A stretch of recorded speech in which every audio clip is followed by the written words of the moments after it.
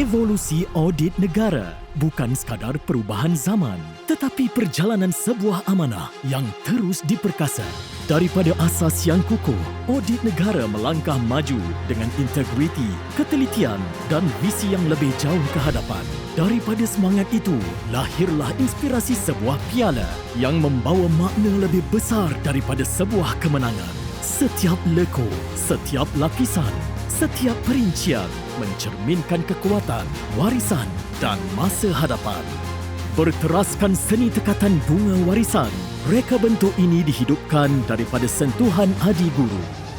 Saya telah terlibat dalam seni kraf tekatan ni masuk tahun ni dah 47 tahun. Tekat ni berasalnya daripada negara Arab, dibawa masuk oleh Bonda Sultan Perak kita Raja Puan Kasum ke negara Aceh oleh pedagang-pedagang daripada Arab. Itu sebab Perak ni terkenal dengan tekad dia, sebab keturunan Sultan Perak kita pun memang berasal dari Jeddah di sana.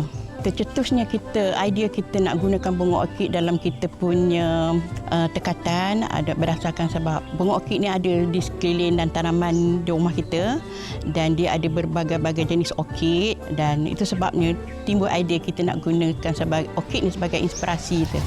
Dan di puncaknya terserlah lambang pengiktirafan global. Satu simbol bahawa audit negara bukan hanya teguh di tanah air, malah bersedia melangkah ke persada dunia, membina jaringan, menjulang kepercayaan dan mengangkat kecemerlangan ke tahap antarabangsa.